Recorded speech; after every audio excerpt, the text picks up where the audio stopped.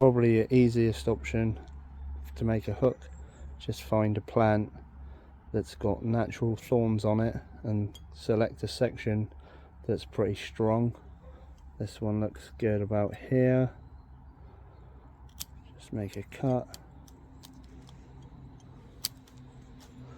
and then I'll cut it just above here as well.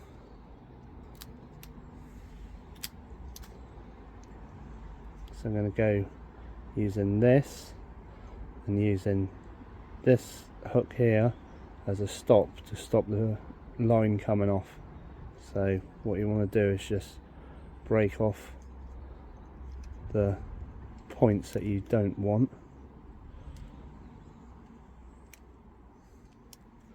I'm going to go and neaten this up and tie it off and show you what it looks like. There's the finished hook. You have to use a whip knot and whip it up the shank to attach it. You see it's a razor sharp point, be perfect for really small fish. This one's going to be a variation of the thorn hook, a little bit trickier to make.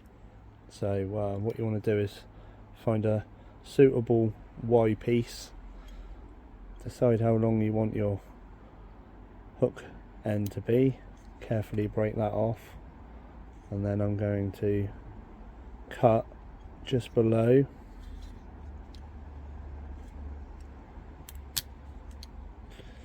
So I'm going to cut a small indentation at the top of the shank, sharpen this to a point, whip the line on, and then I'll give you guys a shot of it. So here are the cuts I was talking about. I'll just whip some line on it now. So there's the primitive hook actually attached to the line now. Ring pull from a can, grab with multi-tool pliers, wiggle it back and forth, breaks, and you can use the file and file this into a sharp point, or if you haven't got a multi-tool you can just break it with your fingers, and then instead of file, just a decent stone that you could sharpen it to.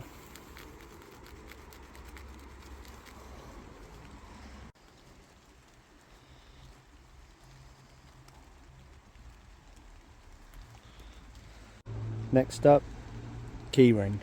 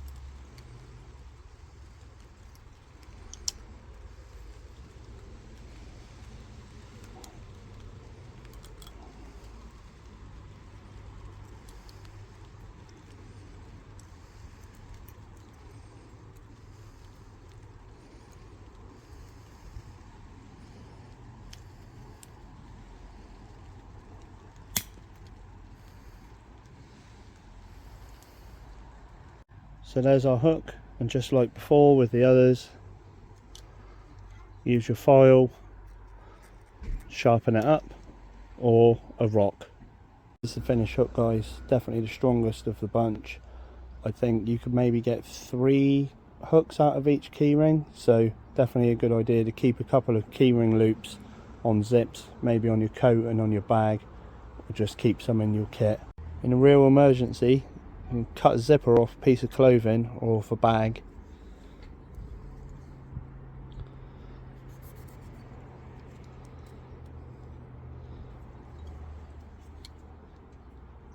and you just want to grab it by the end, twist it back and forth until it snaps, and you can twist the zip around so it's on its side like this.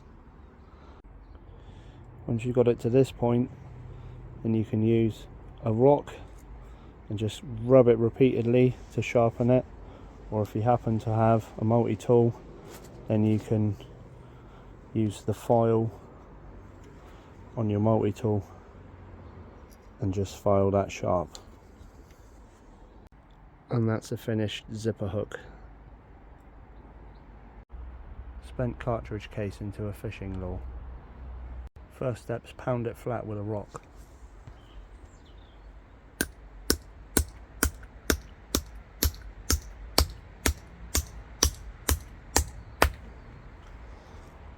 Now we've hammered it flat, we need to snap this hard end off that you can't hammer flat.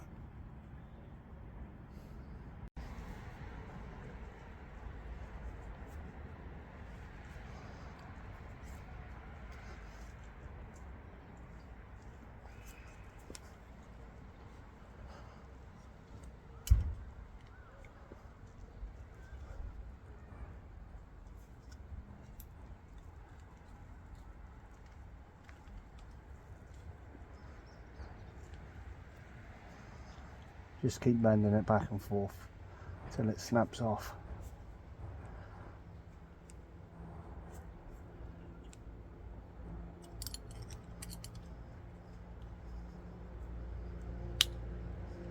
Nearly there. There you go. This is what we need.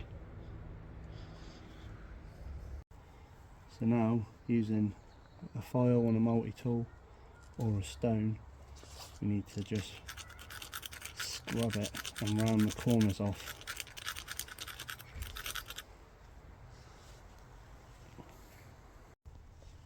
Now you need to punch a hole in this.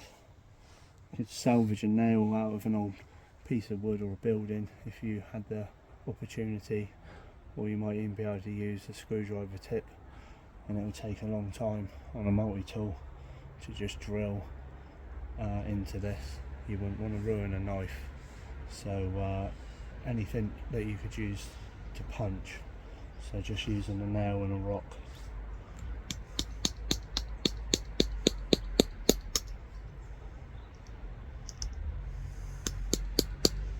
There's our hole punched in. Now we're going to use a rock to bash it and dish it like a spoon.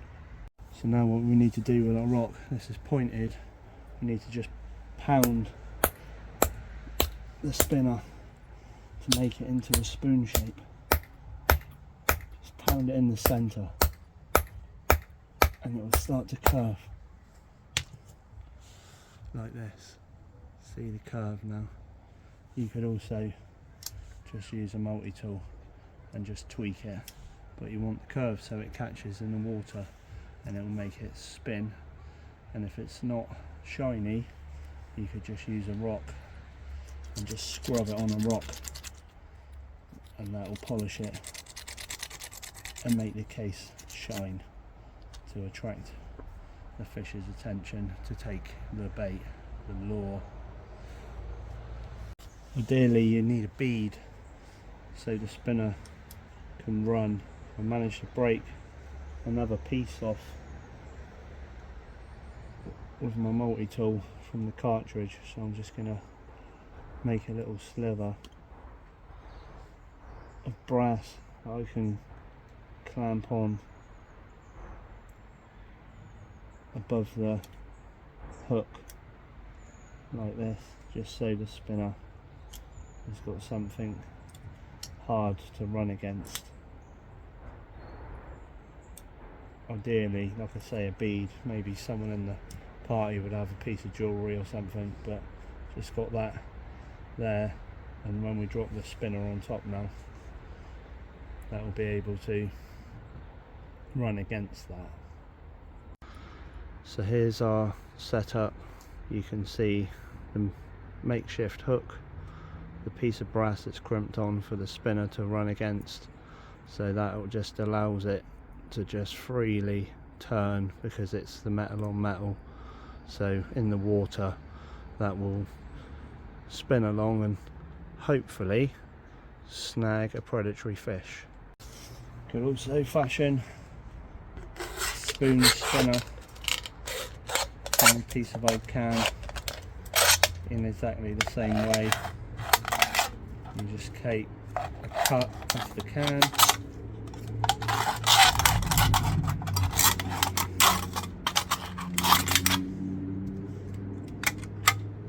careful not to cut yourself, obviously it's really sharp, and then you could just fold it and give it exactly the same treatment. Just fold it a few times and give it exactly the same treatment as the piece of brass cartridge case. So just with a rock, just repeatedly pound it, shape it to size, and where the can's softer you can really go nuts with it and break bits off at random or fold it.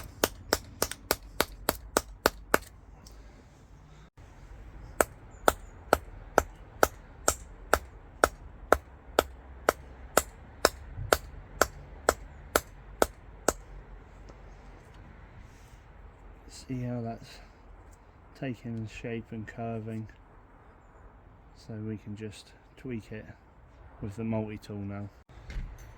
So just using the multi-tool now to really define the spoon shape. You see it's really reflective already and shiny. It's definite spinner spoon shape now that'll catch the water, so then it's just a case of punching a hole into it.